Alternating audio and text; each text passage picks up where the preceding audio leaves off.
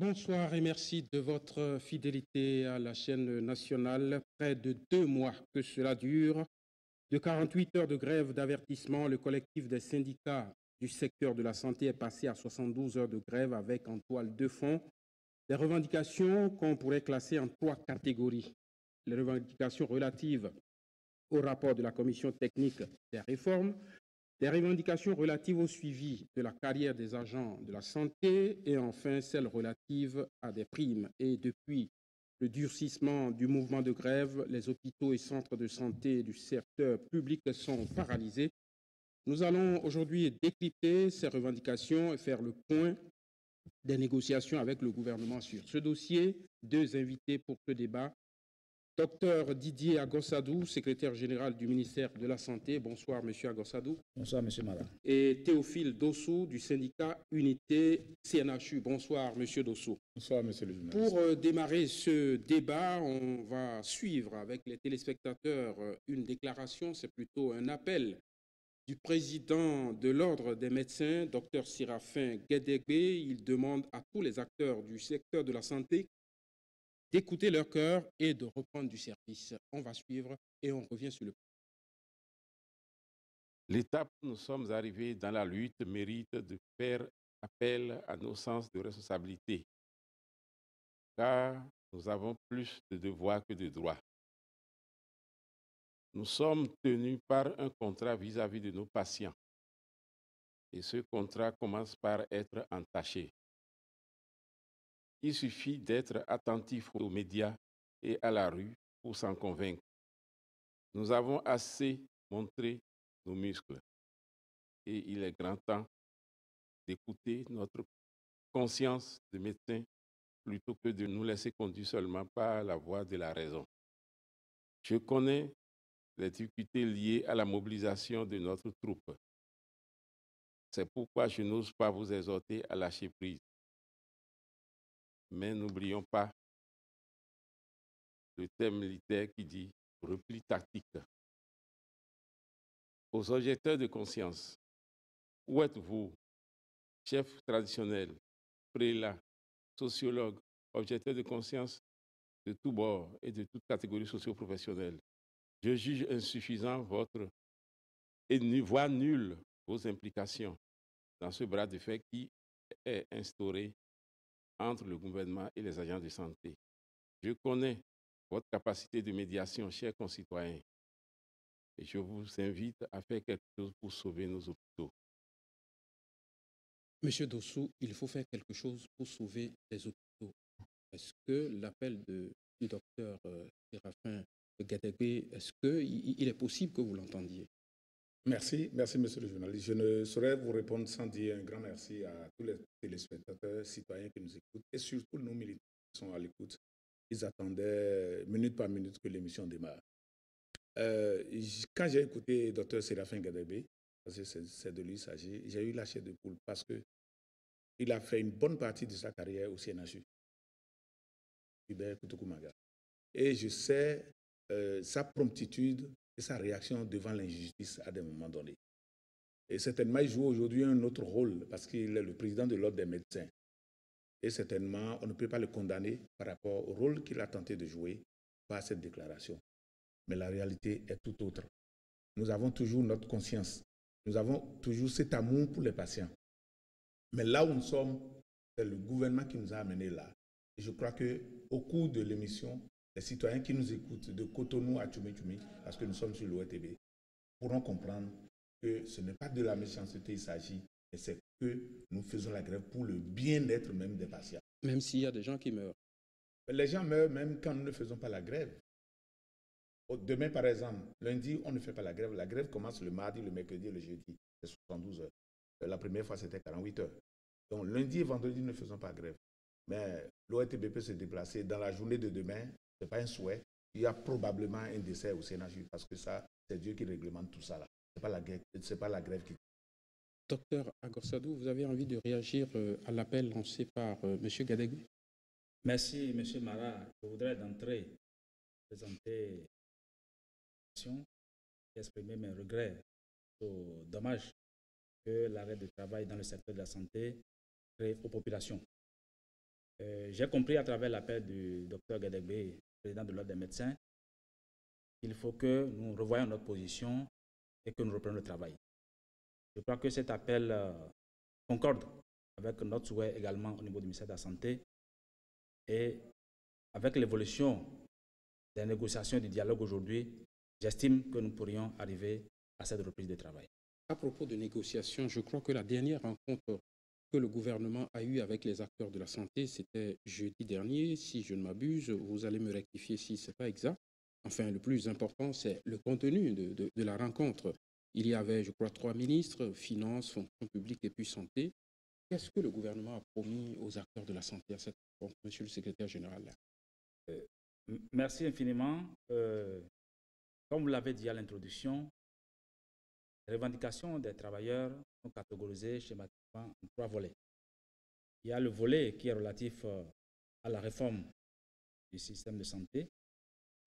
Et dans ce volet, les travailleurs avaient souhaité disposer du rapport de la commission technique. Ce rapport a été transmis il y a quelques semaines.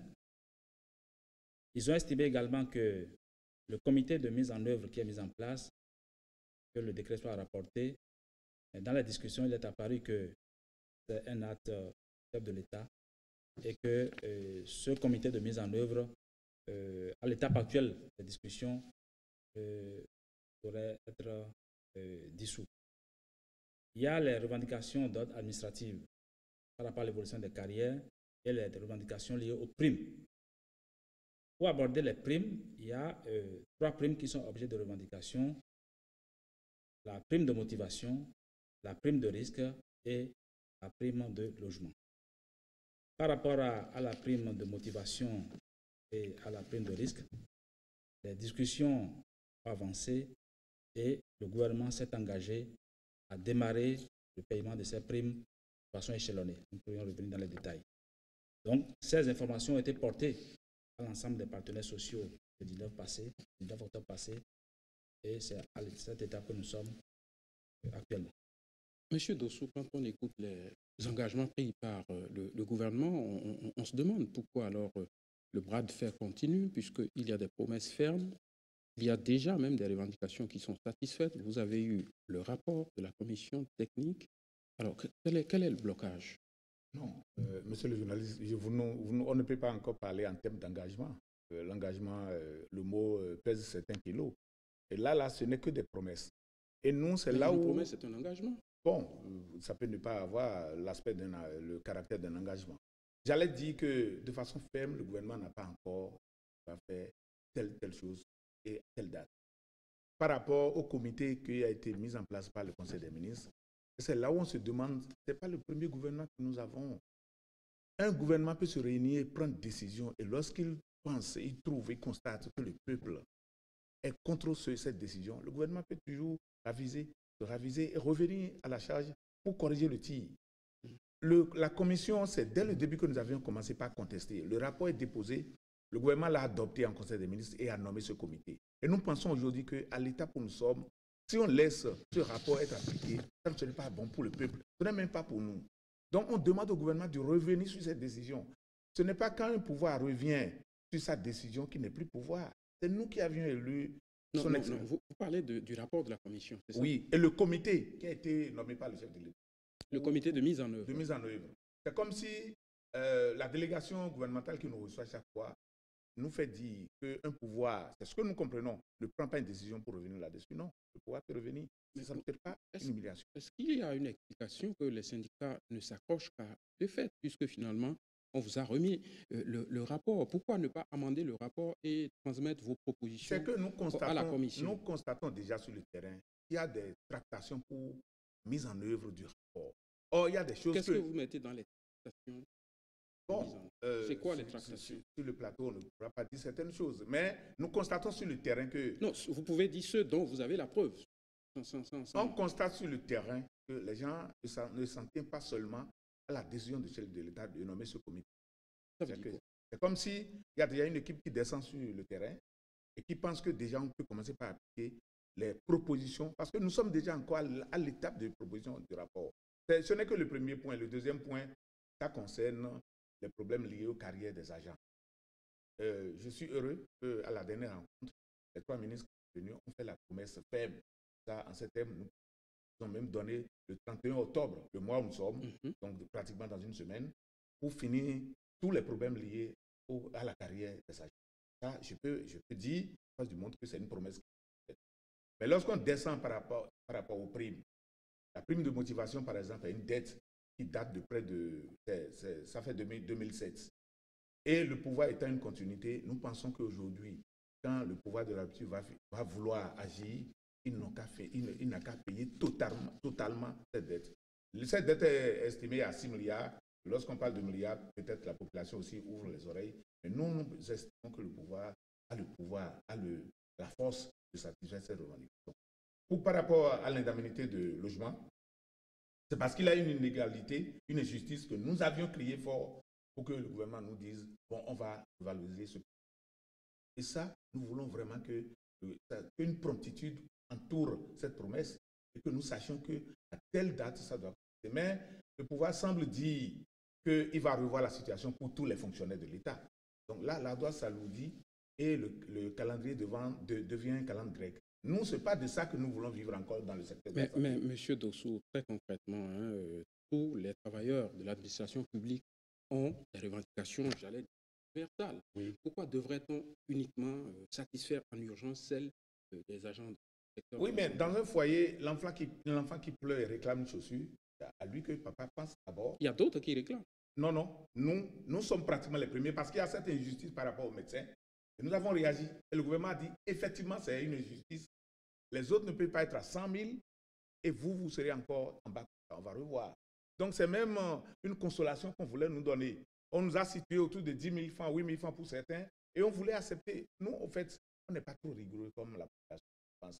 C'est parce que notre secteur est très sensible que quand nous commençons, personne ne veut comprendre quelle durée de patience nous avons eue. Les enseignants sont plus impatients que nous, mais et pourtant, personne ne les jette autant de pierres.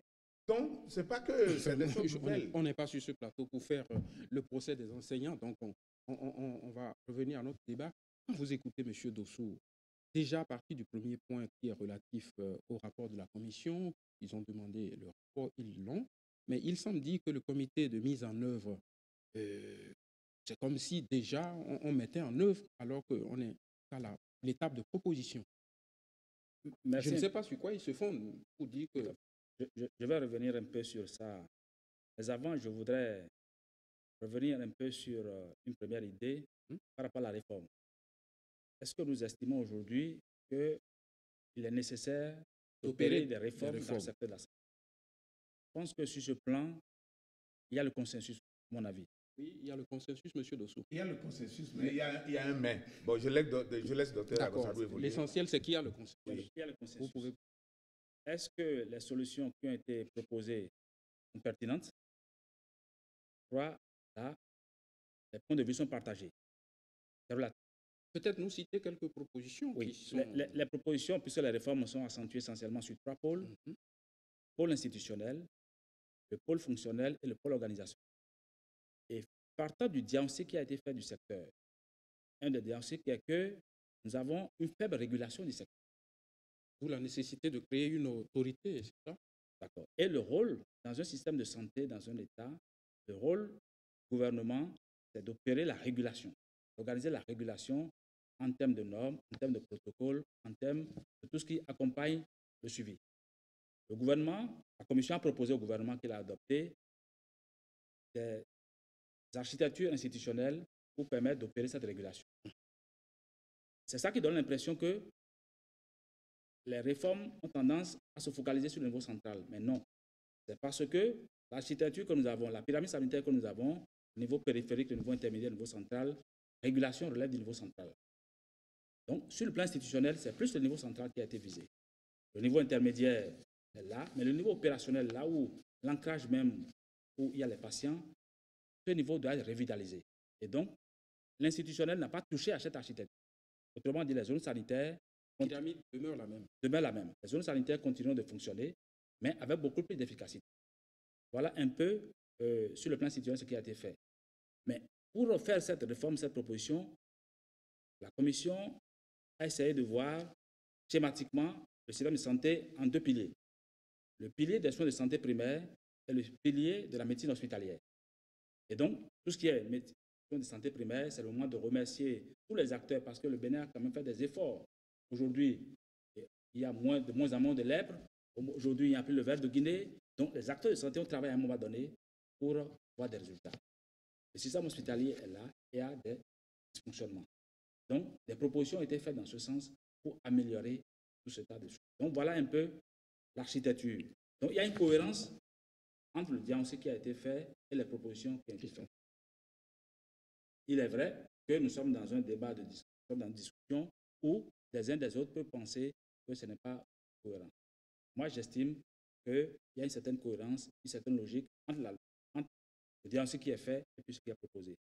Donc, c'est pour ça que le gouvernement a été ouvert et a proposé que les travailleurs puissent approfondir le rapport et un comité interministériel est mis en place pour recueillir les propositions que les travailleurs vont soumettre pour que la mise en œuvre soit effective. Pour ce que je sais de la mise en œuvre, à mon avis, de façon officielle, pas encore de tractation. Il y a un comité qui est mis en œuvre et ce comité est en train de travailler pour avoir une feuille de route pour la mise en œuvre. Donc, à notre avis, de façon officielle, il n'y a pas de tractation on ne peut pas mettre en œuvre ces réformes de façon dissimulée. Ça ne peut être que démocratique. Est-ce que vous comprenez pourquoi les syndicats demandent qu'on revienne sur la décision de la création de ce comité technique de mise en œuvre? Ils y tiennent et... Je comprends à travers les discussions que nous avons souvent que, comme le rapport tel qu'il est, ils estiment qu'ils ne sont pas satisfaits de certains points. Ils ont l'impression que ce comité risque de ne pas prendre en compte leurs préoccupations à la mise en œuvre. Mais le gouvernement n'est pas dans cette logique. Preuve, le chef de l'État a instruit pour qu'il y ait un comité interministériel qui recueille.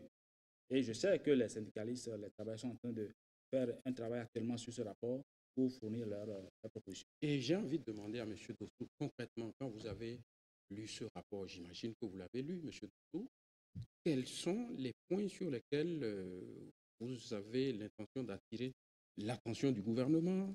Quelles sont les modifications que vous auriez souhaitées au niveau des réformes qui sont proposées? Quelles sont les propositions que vous faites au gouvernement par rapport au rapport? Voilà. Avant de faire les propositions, on n'a même pas beaucoup de propositions, on a fait seulement nos propositions en trois actes. Je vais quand même énumérer certains aspects du rapport parce que nous sommes en face du peuple. Si vous ouvrez ce rapport à la page 31, la commission a fait le diagnostic du secteur de la santé. Un diagnostic qui ne date pas d'aujourd'hui. Les hôpitaux sont malades, les hôpitaux sont mal gérés. Les syndicalistes l'ont dit avant tout le monde dans ce pays. Alors, ils ont dit aussi que le peuple n'a plus les moyens pour être accessible aux soins dans les hôpitaux. Ce qui est vrai. Mais c'est un médecin que j'ai en face. Lorsque vous faites un diagnostic chez un patient, vous lui donnez le médicament qui convient. Vous n'allez pas dire que le malade a le paludisme et lui prescrit les médicaments de la tuberculose. Non. Ça veut dire que c'est vous le médecin qui veut tuer le malade. On a fait le diagnostic, mais les propositions ne sont pas adéquates par rapport au constat fait. Lesquelles propositions? Donnez des exemples. Vous dites que les populations n'ont pas l'argent pour aller dans les hôpitaux. Oui. Et au même moment, vous décidez de remettre les hôpitaux au privé. Est-ce qu'on a dit qu'on veut privatiser? Monsieur le journaliste, laissez-moi avancer un peu dans mon argumentation. Quelque part, on a dit aussi que le secteur est hyper politisé. Il y a politisation à outrance dans le secteur de la santé. Et c'est ça qui fait que nos directeurs des hôpitaux sont nommés au Conseil des ministres avec des amitiés politiques. Et quand on les nomme, ils ne peuvent plus gérer correctement les hôpitaux. Je donne juste cet exemple-là. Mais puisque vous avez dit qu'il y a politisation à outrance, pourquoi vous voulez créer encore une autorité de régulation du système de la santé et le loger à la présidence de la République? Vous êtes contre la création de l'autorité ou vous êtes contre le fait que cette autorité soit au niveau de la présidence? Nous sommes d'abord contre la création de cette autorité. Pourquoi? Nous ne trouvons pas l'utilité. Parce que chaque corps a son ordre. Vous avez vu, c'est le président de l'ordre des médecins qui vient de parler, non? Les sages-femmes ont leur ordre, les pharmaciens ont un ordre. Lorsque ces ordres existaient depuis, si les politiques à des moments donnés n'ont pas interféré sur ces ordres, je pense que c'est des instances qui peuvent réguler le secteur. On n'a pas besoin d'un organe politique logé au palais de la République pour régler nos problèmes. Ça, c'est du budget qu'on crée pour le ministère de la Santé ou pour la présidence. Et ça, c'est des médecins qualifiés qu'on veut prendre et aller mettre encore à l'abri sous climatiseur, alors que les malades ont besoin d'eux dans les hôpitaux. C'est de ça qu'il s'agit. Il faut être pragmatique. Mais ce n'est que il y a d'autres aspects. On a proposé dans ce rapport de remettre des hôpitaux comme le CNHU à des privés. Alors que le diagnostic fait, c'est quoi? Les hôpitaux sont mal gérés, le personnel accueille mal, les malades n'ont pas l'argent pour venir dans les hôpitaux. Le résultat, c'est quoi? L'État béninois a abandonné les hôpitaux. On connaît un ancien président de la République dans ce pays qui vient soigner ses yeux au CNHU. Je ne dis pas forcément. Comme c'est une chaîne publique, on doit dire tout dans la courtoisie. Ce n'est pas le premier gouvernement que nous avons. Depuis l'indépendance, nos dirigeants que nous avions élus à la tête du peuple ont abandonné les hôpitaux publics. Et on pense que lorsqu'on est député ou ministre, et qu'on a même le simple paludisme, vous craignez quoi? La privatisation des hôpitaux? Bien sûr. Parce que déjà dans les propositions, ils ont proposé qu'il y ait des projets de décret concernant les AOF. Vous comprenez? Bien sûr. Et ils ont parlé de l'AOF, du ministère de la Santé. Ça veut dire que si on modifie ça, on va modifier l'AOF du CNHU. Et moi, mon emploi pour ceux en ce qui moment... nous regardent, AOF, c'est attribution, organisation et fonctionnement. D'accord. Je vais donner la parole au docteur Agossadou. J'ai retenu deux choses de l'intervention de M. Dossou. Un, il dit l'autorité n'a pas son sens. Deux, il dit on va privatiser. Je ne sais pas si c'est ça qu'il est question. Vous nous direz que vraiment on veut privatiser le CNHU et les autres centres. Et trois, la politisation de l'administration à travers justement ces organes qu'on veut créer et qui, de son point de vue, sont des organes budgétivores finalement. Merci infiniment. Pour ce qui concerne l'autorité, je pense que... Il dit où est la pertinence de la création de cette autorité? Un des diagnostics faits, et nous le connaissons tous en tant qu'acteurs du système de santé, c'est qu'aujourd'hui, le rôle de régulation du secteur est un peu défaillant. Ce rôle est un peu défaillant et nous sommes tous convaincus qu'il faut mettre un peu de l'ordre. La Commission a proposé au gouvernement un outil pour opérer cette régulation. Et cet outil, c'est l'autorité de régulation. Vu l'importance du travail à faire, je pense que l'existence de l'ordre, des différents ordres, ne peut pas suspendre l'existence d'une autorité de régulation du secteur de la santé. Parce que le rôle régalien de l'État, c'est aussi ça. Sans vouloir vous appuyer, ce n'est pas mon rôle. Ici, c'est un peu, si je prends l'exemple de la presse, il y a les organes d'autorégulation comme l'ODEM, mais n'empêche qu'il y a la HAC. Est-ce que c'est ça l'image? C'est plus que les ordres, c'est des ordres professionnels. C'est ça, oui. Et qui ont aussi un travail de régulation Bien à sûr, faire. oui. Et donc, c'est des démarches complémentaires, à mon avis. Donc, l'un ne doit pas exclure l'autre. Pour ce qui concerne la privatisation, l'idée, en fait, c'est de voir comment le secteur privé peut intervenir dans le secteur public, notamment hospitalier, pour plus d'efficacité. C'est là où il faut rassurer M. Dossou, parce que lui parle de privatisation peut-être plus récente. Ça dit que c'est le partenariat public-privé. Et si je prends l'exemple du CNHU, aujourd'hui, il y a déjà des essais de partenariat public-privé au CNHU actuellement. Et comment faire pour que le coût ne connaisse pas Tout à fait. La restauration des malades, il y a 20 ans, quand on sortait de la faculté, c'est le CNHU même qui avait des agents recrutés par le CNHU, salariés, qui faisaient la cuisine pour les malades. À un moment donné, on a privatisé, contractualisé, j'allais dire, cette composante. Donc, vous allez prendre la parole. Donc, le fait d'impliquer le secteur privé dans un pan de la gestion d'une structure de l'État, ce n'est pas nouveau. Est-ce que c'est efficace? Quelles sont les conditions pour que ce soit efficace? On peut en discuter. Donc, le rapport précisé, le rapport n'est pas fermé, puisque le rapport a précisé à sa page 175, sa page 191, en parlant du partenariat public-privé, dans cette dynamique, il est envisagé que des études approfondies soient menées au niveau des établissements hospitaliers de manière à retenir le contenu et le mode de partenariat public-privé qui offre un avantage comparable. Donc, il n'est pas question de privatisation. Et le rapport poursuit, dans cette logique de partenariat, il faudra agir de manière à réduire les risques éventuels et garantir l'accessibilité des prestations de soins aux populations. Ainsi, il faudra veiller à ce que les coûts pratiqués dans ces hôpitaux soient accessibles aux populations. Oui, accessible, monsieur Agossadou. Est-ce que ça signifie qu'aujourd'hui, si le privé prend une part dans les hôpitaux, les coûts ne vont pas augmenter. Et puis quand on parle du privé, la logique, il y a les privés lucratifs, il y a les privés à but non lucratif humanitaire. Oui. Toutes ces structures peuvent être à un moment donné. Non, je vous pose une question, en toute honnêteté. Si le secteur privé intervient dans la santé au niveau de nos centres de santé, oui ou non que le coût des frais médicaux va augmenter? Vous savez, si l'État ne joue pas son rôle de régulation, les gens peuvent faire de n'importe quoi. Et c'est pour ça que j'exprimais au début qu'il y a une cohérence dans tout ce qui a été proposé. C'est-à-dire, si c'était l'option, après les études approfondies, l'option qui sera retenue, l'État doit mettre des garde-fous. L'État ne peut pas laisser le champ ouvert pour que le système hospitalier fonctionne comme le marché, libre marché. Et donc, l'État doit jouer son rôle de régulation. Donc, je voudrais rassurer les collègues, les amis, qu'en fait, dans le document, il est prévu des études approfondies pour voir quelle est l'option. Et l'État veille à ce que vraiment les populations aient accès à ces soins. Quand nous allons revenir sur les difficultés d'accès aux soins, nous allons voir aussi un autre élément de cohérence que je vais présenter qui montre que tout est cohérent. Pour la politisation, il y a toujours une tendance là. Mais le rapport a proposé, par exemple à la page 176, les directeurs départementaux de la santé, les médecins coordonnateurs de zone et les directeurs d'hôpitaux seront recrutés par appel à candidature.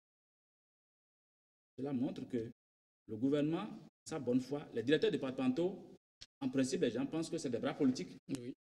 Mais aujourd'hui, la réforme propose que même les directeurs départementaux, qui pourraient être des outils politiques pour les gouvernants, soient nommés par appel à candidature. Donc voilà des propositions qui, à mon sens, ne sont pas forcément de nature à craindre une certaine politisation dans la mise en œuvre des réformes. Alors, vous voulez réagir? Est-ce que tout ce qu'il a dit par rapport à la création de l'autorité de régulation, ça ne vous rassure pas? Non, ça ne me rassure pas. J'ai même oublié de donner une précision tout à l'heure. À la page 52, non, c'est important, c'est important. À la page 54, il est dit que par rapport à l'âge, c'est-à-dire à l'autorité de régulation du système du secteur de la santé, le président sera désigné par le chef de l'État, par le président de la République. Et que, c'est ce que le rapport a dit, a proposé, et que le vice-président soit élu par ses pairs. Mais quelle est cette logique-là? Puisque ce n'est pas le chef de l'État qui a fait le document, c'est la commission qui l'a nommé qui a fait. Oui, nous pensons que c'est suffisant. Quel est le problème? Un président d'institution ne peut pas être directement désigné au moment où son adjoint ou son vice-président est élu par ses pairs. Nous pensons que pour donner un caractère assez indépendant, apparent même à cette institution, il faut forcément que le président, si on envoie les gens, au moins qu'ils soient élus au sein de leur père. Au fond, à la place de l'autorité, qu'est-ce que vous proposez? Puisque vous dites que c'est un instrument. Voilà, c'est trop simple. Qu'est-ce que vous proposez? J'ai dit tout à l'heure que l'État béninois, ce n'est pas maintenant. Donc, selon vous, dans le rapport, on enlève l'autorité. Cette partie, on enlève.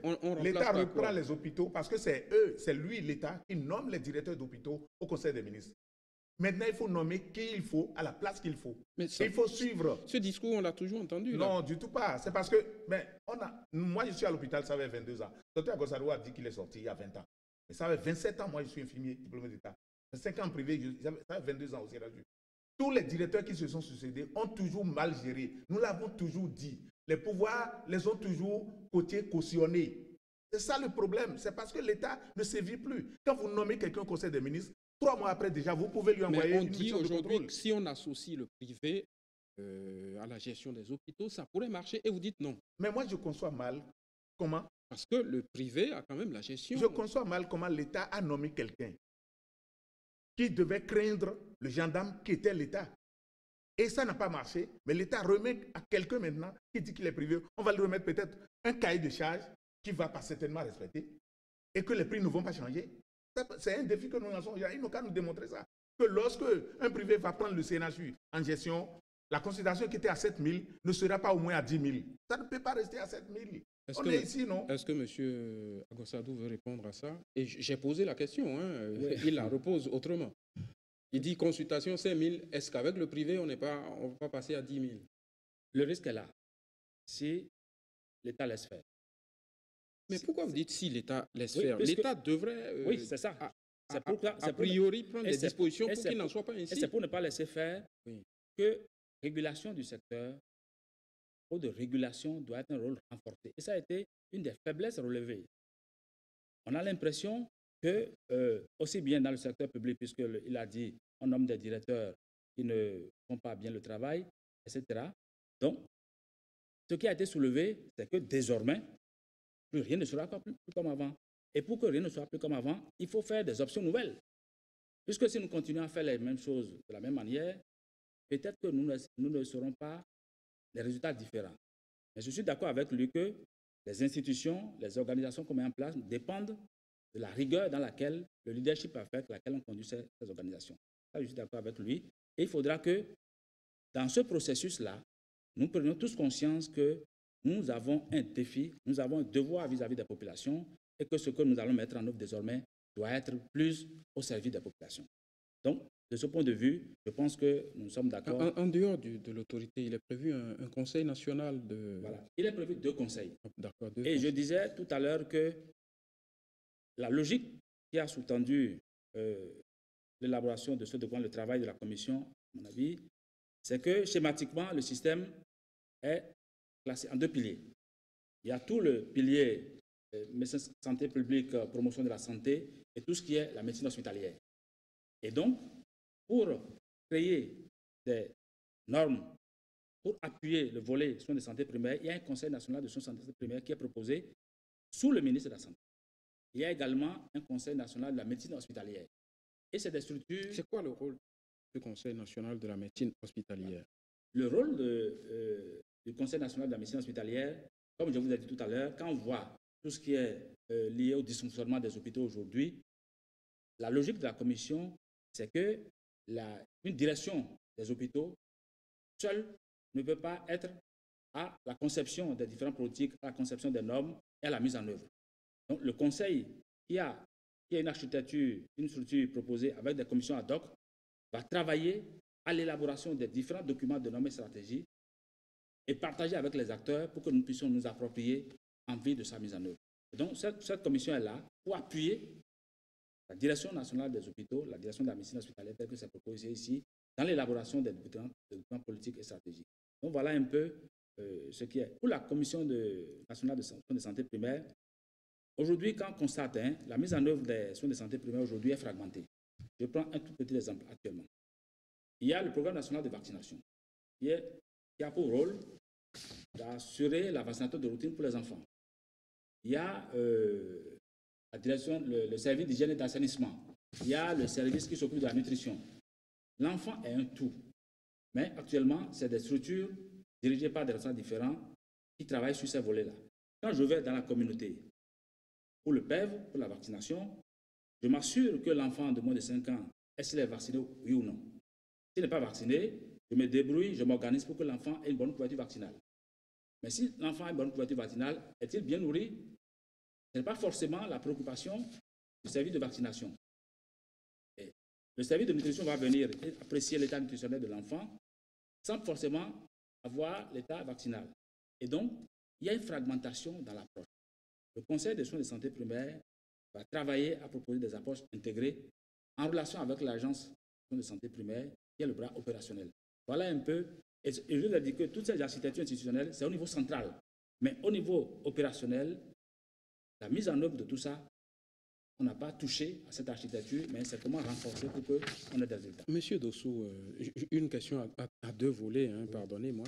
Le premier volet, c'est que quand on vous entend dire qu'il faut rapporter la décision qui crée le comité technique de mise en œuvre et maintenant mettre sur pied notre comité qui regroupe tous les acteurs, la question qui vient à l'esprit, c'est est-ce que vous n'êtes pas impliqué justement au niveau de la commission? Il n'y a pas des représentants Bon, ça c'est un débat, parce que vous voulez comprendre, il faut qu'on réponde aux populations. Bien sûr. Et sinon, c'est un débat. C'est comme si vous n'êtes pas impliqué. C'est un débat qui est dépassé. Effectivement, nous n'avions pas été impliqués parce que la commission, lorsqu'elle a été nommée... Pourquoi vous n'avez pas été impliqué? Lorsque la commission a été nommée par son Excellence le chef de l'État, la commission a commencé et nous avions commencé par protester.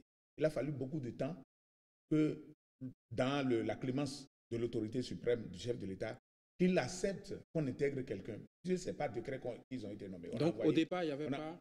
En ce moment, on a envoyé un paramédical. Mais toutes les informations concordantes que nous avons de lui, parce que vous voyez, là où il y a plusieurs professeurs agrégés titulaires de chaire, et qui sont d'ailleurs pratiquement souvent à la retraite, un jeune qu'on envoie là, c'est comme si vous envoyez un mouton dans... Mais pourquoi vous dites qu'on envoie? C'est vous qui l'avez désigné, non? Oui. C'est vous qui l'avez désigné. Le gouvernement ne vous a pas on vous relate comment ça s'est passé. Bien sûr. Et le jour où la commission nous a invités au Palais des Congrès, nous avions senti, dans l'ambiance qui a rayé, que notre collègue n'a pas été écouté. Et nous, on ne pouvait plus attendre parce que nous avons rendez-vous avec l'histoire. Si on se taisait, on gardait le silence, nous serons... Je vais répondre à certaines préoccupations du docteur Agostinho. Et je suis heureux qu'il soit formé, en tout cas en partie à Cotonou, à la faculté des sciences de Cotonou.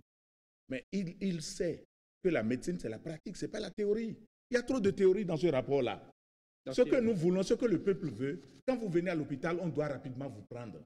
Les soins ne doivent pas coûter trop cher. Les agents de santé doivent être bien égayés, en joie pour vous prendre. Alors nous avions fait 3 propositions. On a dit, l'État n'a qu'à reprendre les hôpitaux, nommer qui il faut à la place qu'il faut. 2, équiper les hôpitaux. Et 3, s'occuper des soignants. Parce que nous sommes des soldats à la mort. Nous avons l'hépatite, nous avons le virus du sida, tout parce que nous soignons les autres. Si nous disons des choses, il faut nous écouter. Ces 3 choses suffisent déjà que les hôpitaux reprennent. Il sait que les professeurs qui l'ont appris son métier, il y en a qui ne viennent jamais à la garde quand ils sont de garde. Mais aucun gouvernement n'est parvenu à leur dire, monsieur le professeur agrégé, au Togo tout près, en Côte d'Ivoire ou en France, lorsqu'on est agrégé, on ne dort pas forcément à la maison, on vient voir ce que les étudiants Très font. bien. C'est ce que nous voulons que le pouvoir fasse. Oui. Et ce pouvoir, que apparemment nous sentons qu'il y a une force pour faire certaines choses, n'a qu'à faire ça pour le peuple. Monsieur Dossou, et non remettre les hôpitaux privés. Monsieur Dossou, une question qui va peut-être un peu vous choquer. Est-ce que, et ça c'est le sentiment aussi de l'opinion, hein, oui, oui. On se demande, est-ce que vous n'avez pas peur de perdre les mauvaises habitudes? Aujourd'hui, on dit que la plupart de nos médecins violent leur propre règlement. Quelqu'un est dans le public, il enseigne le privé, alors que ce n'est pas autorisé. Est-ce que finalement, les gens n'ont pas peur de changer les habitudes? Moi, je n'ai pas peur. Et ça, je vous donne raison, parce que c'est l'opinion publique que vous relatez par rapport à votre question. Ce n'est pas seulement les médecins. Je suis infirmier. Les collègues sages-femmes, les techniques de laboratoire, il y en a même qui n'ont pas... Finalement, le CNHU sert simplement à prendre des rendez-vous pour les... Et c'est ça que je dis. Ce n'est pas un privé qui pourra faire ce gendarme. On dit la peur du gendarme est le début de la sagesse. L'État béninois sait qu'il y a beaucoup de bêtises dans ce secteur. Je le dis, je n'ai pas honte de le dire. Moi, je n'ai pas de clinique privée. Mais les collègues qui en ont, je les dis chaque fois, si vous êtes dans le public, vous ne devez pas en avoir. C'est clair, on ne s'asseye pas sur 2 chaises à la fois.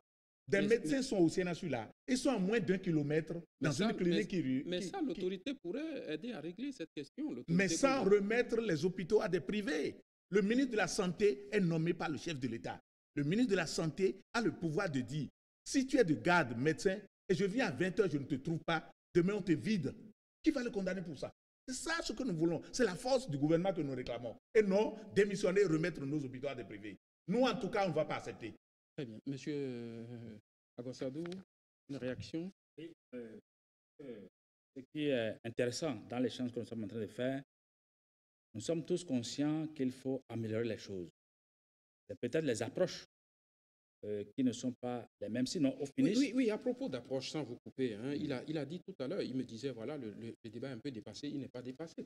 Comment ça se fait qu'au moment de créer la commission, on n'ait pas pensé aux acteurs et c'est bien plus tard qu'on se rend compte que, voilà, il faut intégrer un représentant des acteurs, qui plus est, comme il le dit, n'a peut-être pas voix au chapitre, c'est lui qui le dit, il dit, voilà. On a même mis des médecins des cliniques privées, oui. Des médecins du privé, et on nous a oubliés, nous. Oui. Je crois que ce qui est important à l'étape actuelle, c'est que l'erreur a été corrigée à un moment donné. D'accord. Et donc, le travail a continué. Nous, on n'a pas participé à cette commission, on ne connaît pas. Mais il revient sur la question de remettre disons, les hôpitaux privés. Oui. Je ne voudrais pas que nous focalisons, et là, focalisons tout le débat du système de santé sur ça.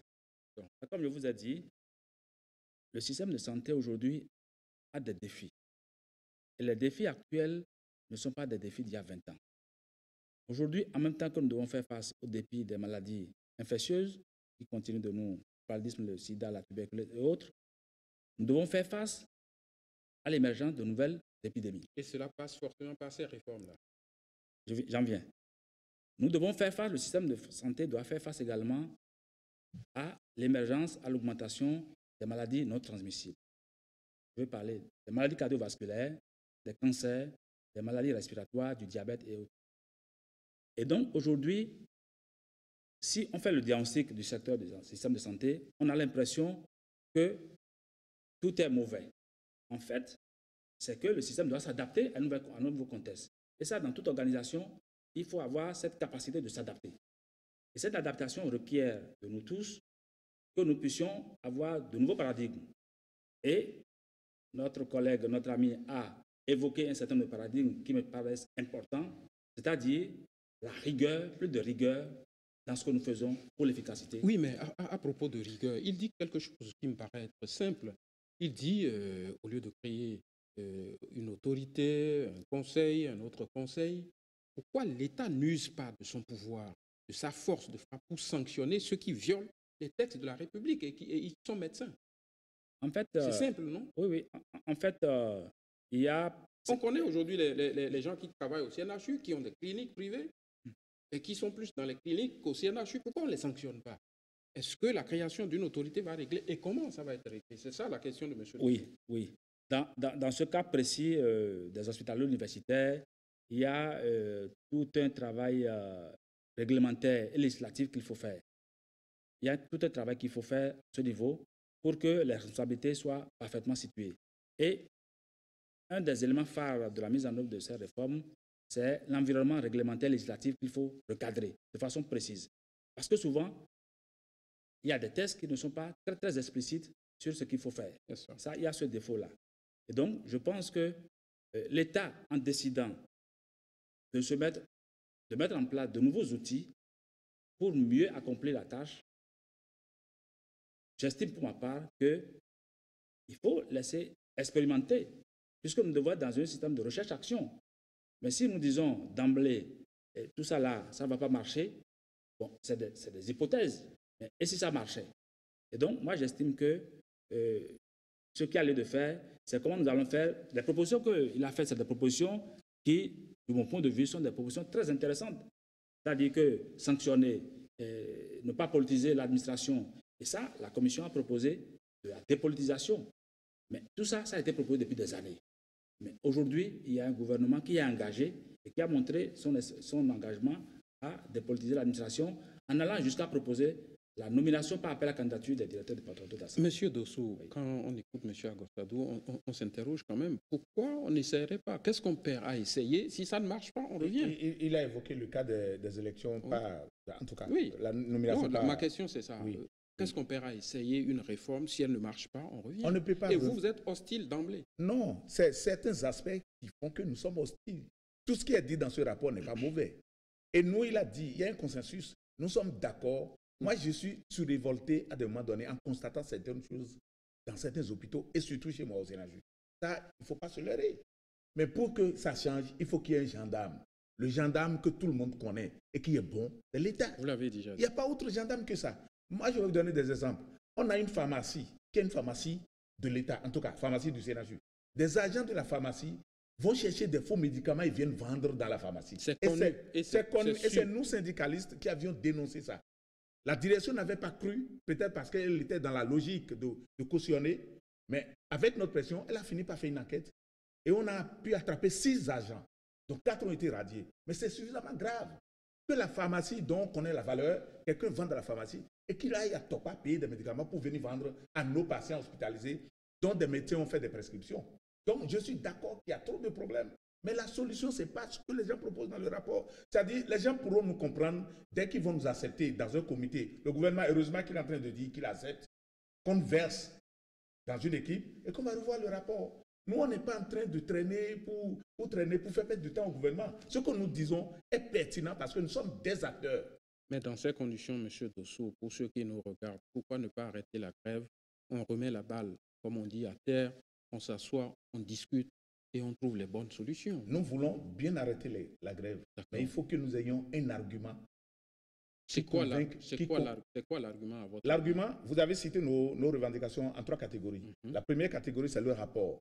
Ça, c'est un discours qui continue. On peut même, si ce n'est que ça, on peut dire attendons 2 semaines pour voir ce que ça va donner. On a parlé des problèmes liés à la carrière. Le gouvernement a pris l'engagement par rapport au 31 octobre. Mais les problèmes récurrents de primes et autres qui traînent depuis, les enseignants ont annoncé une rentrée houleuse. Le gouvernement s'est empressé pour les satisfaire.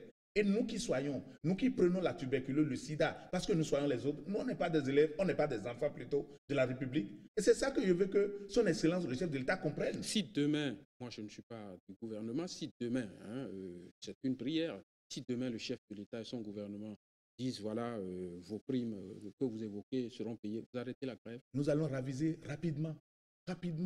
Mais nous avons la conviction que ceux qui viennent au CNHU, ceux qui viennent à l'hôpital de Porto-Novo, les femmes qui accouchent à Lomel, ce n'est pas les femmes de députés et de ministres. Ce sont nos parents à nous. C'est parce que la grève est un outil de réclamation que nous sommes obligés parfois de revenir à ça. Et quand le ministre de la Santé est venu, ici il doit être honnête parce que peut-être il nous écoute, on lui a laissé tout le temps. On ne s'est pas jeté sur lui. Le gouvernement a fait plus d'1 an avant que nous réalissions. Si ce n'est pas cette histoire de réforme, personne n'a entendu du bruit dans le secteur. Mais on est quand même des vivants, on ne va pas nous interdire de dire qu'on est mécontent.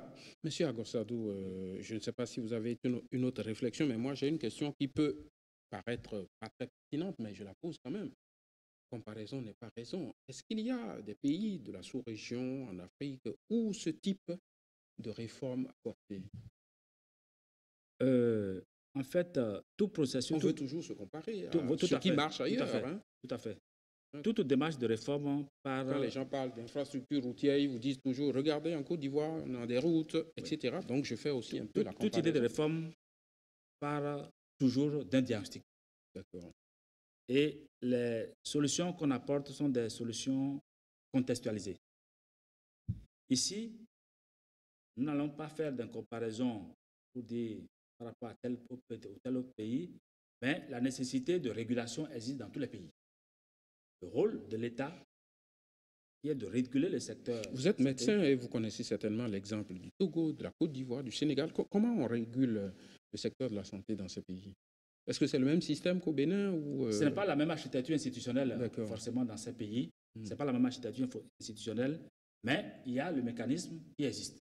Nous, la commission qui a travaillé, c'est composée des gens qui ont quand même des parcours assez important en matière de carrière, carrière professionnelle. Et donc, on a estimé que ce qui est bon pour nous, c'est ça. D'accord. Mais je comprends et je vous le dis et je remercie M. Dossou parce que jusque-là, toutes les propositions qu'il fait, c'est comment nous allons nous organiser pour qu'il y ait plus de résultats. Parce qu'aujourd'hui, nous sommes d'accord que ça ne va pas. Et je pense que l'ouverture que le gouvernement a donnée pour qu'il puisse travailler sur le rapport, pour qu'un comité interministériel puisse les prendre. Je pense qu'à l'étape actuelle, il faut poursuivre cette démarche, cette logique-là, et que vraiment nous puissions arrêter. Ça, je voulais lui demander sincèrement qu'on puisse arrêter avec le mouvement de débrayage actuellement. Pour ce qui est des primes, il y a eu des discussions avec eux. Il est en train de nous dire que si le gouvernement promet quelque chose de concret dès demain par rapport aux primes... Je crois que le 19 passé, quand ils ont fait la rencontre avec le comité interministériel, le jeudi, le 19, il y a eu des promesses et des engagements où, par exemple, les primes de risque qui s'élèvent à 1,4 milliard et les primes de motivation un peu plus autour de 6 milliards. Pour ces primes-là, les 2 primes, l'État a pris des engagements, a fait la promesse qu'on va commencer par payer, mais de façon échelonnée. Et il est prévu que tout de suite, d'ici le mois de novembre, que le cas sera payé et progressivement, on va payer le reste. Donc, il y a cette volonté et cet engagement qui a été exprimé. Et je pense que souvent pour cette dette, en fonction des possibilités de l'État, on a souvent échelonné ces paiements-là. Donc, il a participé certainement à cette rencontre et cette proposition a été faite et mise sur la table. Mais comment on va sortir de la crise? Parce que quand je l'écoute... Et quand je vois, en fait, il a dit que l'État est une continuité, c'est des primes qui datent parfois de 2008, 2007. Donc, c'est des choses... C'est un héritage. C'est un héritage, mais l'État est une continuité. Aucun gouvernement ne peut dire que, bon, ce qui est du passé, on va mettre ça au placard. Mais le gouvernement a pris l'engagement pour dire, maintenant, à partir de maintenant, il n'y aura plus d'arriérés de primes. Et cet engagement, depuis 2016, est respecté. Mais au fur et à mesure que nous payons, l'État paye les primes en cours, il faut aussi régler les dettes là qui sont en cours. Et ce travail, je crois que le gouvernement leur a servi ça. Oui, vous voulez réagir très rapidement Oui, et on va oui. faire un dernier tour. Oui, voilà. Par rapport à ça, je suis d'accord que maintenant le dialogue est ouvert, mais c'est la rigueur qu'on fait par rapport aux promesses qui est le problème. Nous, on est là. Ce qui est sûr, la motion de grève n'est pas levée, donc probablement le mardi, mercredi, jeudi, il y aura encore un mouvement. Mais le pouvoir peut toujours, dans la journée de demain, rattraper les choses. En faisant quoi? Bon, en faisant un bon pas par rapport aux promesses que la délégation gouvernementale est venue faire. Nous, on est trop sensibles. Ce sont les primes, c'est ça? Ce sont les primes. Ce sont les primes. Parce que là, le débat du rapport continue. Et je ne vais pas oublier, en quittant ce plateau, Dr Agosadou, avec tout le respect que je lui dois, a donné un exemple qui ne cadre pas avec la réalité. La cuisine du CNHU. C'est vrai que c'était nous-mêmes. On ne va pas refaire la cuisine. On va pas refaire la cuisine. Bon. Oui, allez-y. C'est-à-dire, c'est à des privés qu'on a remis, mais la qualité de repas ne s'est jamais améliorée jusqu'à aujourd'hui. Et l'ORTB a toutes les compétences d'aller vérifier ce que je dis dans le temps. Ça peut être demain ou dans un mois. Donc, les travailleurs, ni les patients, personne n'est satisfait jusqu'à aujourd'hui. Le ministre a dit l'autre fois qu'on ne nous doit que 2 milliards. Parce que là, dans la communication, si le gouvernement fait un effort pour être dans les normes, nous-mêmes, on sera sensibles. Les normes, c'est quoi? Aujourd'hui, au titre des prises en charge, l'argent des comment on dit, ceux qui n'ont personne, les indigents, les dialysés et autres, on fait le total avec la subvention. L'État béninois doit 8 milliards 300 millions au CNHU. Et là, nous l'avons eu de source officielle. Et quand le ministre a réagi l'autre fois sur une autre chaîne, nous, on s'attend à ce que la direction du CNHU réagisse. Parce que là, nous, on ne viendra pas ici défendre l'administration du CNHU. On dit que l'État nous doit 8 milliards 3. Le ministre dit que c'est 2 milliards. Je suis même heureux que le ministre ait reconnu 2 milliards. Mais il faut aider les hôpitaux à vivre. Ce que j'allais dire qui est très, très important, c'est qu'il ne faut pas que le pouvoir dise « je vais faire » et ne fait pas. C'est ça qui irrite les syndicalistes. Mais pourquoi pensez-vous qu'il ne va pas le faire? On est à la fin de l'émission. On est pratiquement à la fin de l'émission. Je vais vous laisser conclure. Et ma question, c'est celle que les téléspectateurs se posent. Il y a des malades, il y a des gens qui meurent, même si avec l'hôpital, ils vont continuer à mourir. L'espoir doit renaître peut-être de cette émission. Qu'est-ce que vous avez à dire pour rassurer ceux qui nous regardent? Qu'est-ce que vous attendez pour que la grève s'arrête? C'est une tristesse qui nous anime, nous syndicalistes, à des moments donnés, quand nous avions en face un pouvoir qui tient, qui ne veut pas lâcher. Mais je ne dis pas que c'est exactement ça. Peut-être que le chef de l'État n'est pas bien informé de certaines choses. Mais la délégation qui nous reçoit semble être décidée à aider le chef de l'État à sortir le peuple de là. Parce que c'est le peuple qui l'a élu. Ce que je propose à tous les citoyens, et surtout, je dis, à tous les proches du chef de l'État, le secteur de la santé, s'il était sensible, comme le dit le gouvernement, ils n'ont qu'à régler le problème dès la semaine qui vient. Et ils verront que nous, on est des hommes. Parce que nous-mêmes, nous tombons malades. Et ce qu'il faut faire, il faut vite s'attaquer aux primes qu'ils ont promis. Mais la motivation, nous ne voulons pas qu'on paye une partie. C'est une dette vieille de 2007. On veut qu'on paye l'intégralité. Et puis après, on pourra voir certaines choses. Maintenant, ma vraie conclusion, c'est quoi? Les hôpitaux sont mal gérés. Mais vous devez être quand même un peu plus indulgent. Il y a plusieurs années qu'on vous doit cette prime. Un pouvoir vient de s'installer, il n'a pas encore fait. Mais aujourd'hui, on veut immatriculer. Le même gouvernement veut immatriculer, identifier les citoyens par rapport au RAVIP. Et j'ai vu aujourd'hui des chaînes de télévision passer des publicités par rapport à des artistes béninois. Lorsque on a peu en famille, on ne va pas faire le plaisir à certains endroits. S'il n'y a pas l'argent, on n'aurait pas vu. On ne serait pas en train de voir ça. Ils n'ont qu'à régler. Parce que si les Béninois ne sont pas en bonne santé et vivants, parce que les hôpitaux les soignent, le RAVIP va certainement faire le recensement des morts. Merci, c'est votre mot de conclusion. Monsieur Agosadou, pour conclure cette émission. Je voudrais remercier très sincèrement les travailleurs pour l'ouverture d'esprit. Parce que là, le dialogue, ils sont prêts au dialogue et nous sommes tous préoccupés par les conséquences que le débrayage dans le secteur santé cause aux populations. Donc ça, cet élément est positif.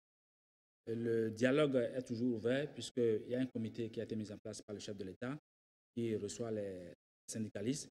Et donc, la discussion va se poursuivre. Mais à l'étape actuelle, je remarque qu'il y a des acquis, il y a des évolutions dans les différentes revendications. Et notre souhait vraiment, c'est qu'avec ces acquis, nous puissions reprendre le travail pour que les populations puissent vraiment profiter des soins. J'ai dit, le secteur de la santé doit faire face à de nouveaux défis. Nous sommes dans un nouveau contexte et les paradigmes doivent changer pour que nous puissions vraiment plus efficacement pour le plaisir des populations. Merci infiniment. Santé, grève des réformes, c'était le titre de notre émission avec comme invité Dr Didier Agossado, secrétaire général du ministère de la Santé, et puis Théophile Dosso du syndicat Unité CNHU. Merci de nous avoir suivis. Merci à l'équipe technique conduite par Christelle Sagboan. À dimanche prochain.